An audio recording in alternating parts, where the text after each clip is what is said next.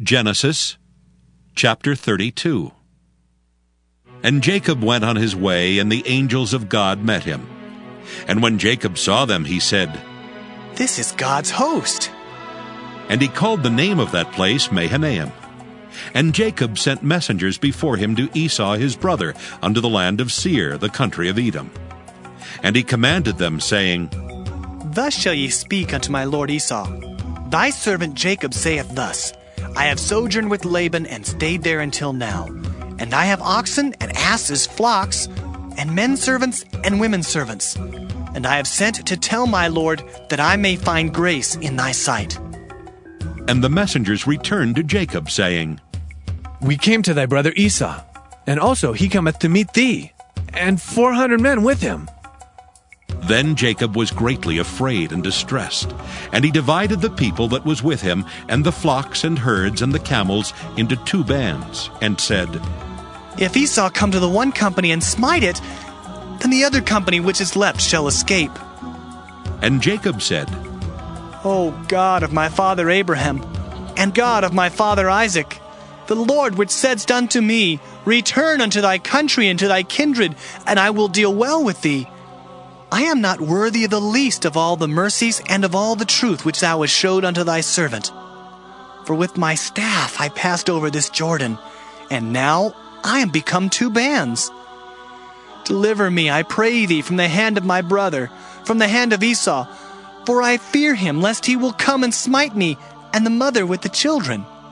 And thou saidst, I will surely do thee good, and make thy seed as the sand of the sea, which cannot be numbered for multitude."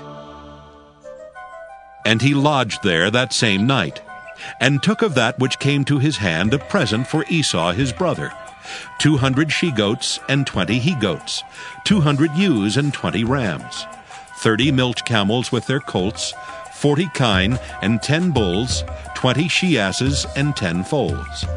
And he delivered them into the hand of his servants, every drove by themselves, and said unto his servants, "Pass over before me, and put a space betwixt drove and drove." And he commanded the foremost, saying, "When Esau my brother meeteth thee, and asketh thee, saying, Whose art thou? And whither goest thou? And whose are these before thee? Then thou shalt say, They be thy servant Jacob's. It is a present sent unto my lord Esau. And behold, also he is behind us."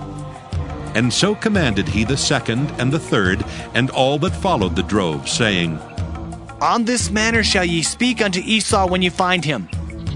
And say ye moreover, Behold, thy servant Jacob is behind us." For he said, "I will appease him with the present that goeth before me, and afterward I will see his face. Peradventure he will accept of me." So went the present over before him, and himself lodged that night in the company. And he rose up that night, and took his 2 wives, and his 2 women servants, and his 11 sons, and passed over the ford Jabbok. And he took them, and sent them over the brook, and sent over that he had.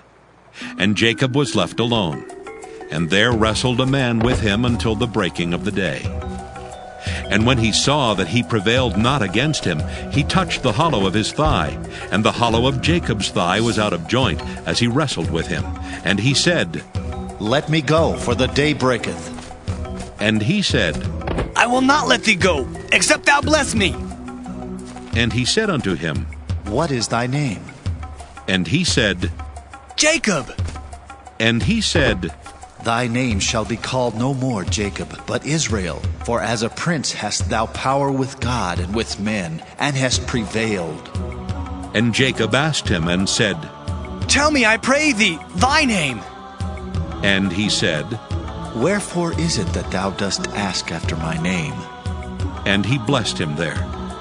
And Jacob called the name of the place Peniel.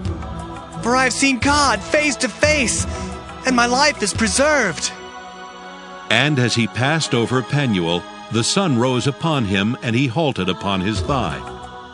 Therefore the children of Israel eat not of the sinew which shrank, which is upon the hollow of the thigh unto this day, because he touched the hollow of Jacob's thigh in the sinew that shrank.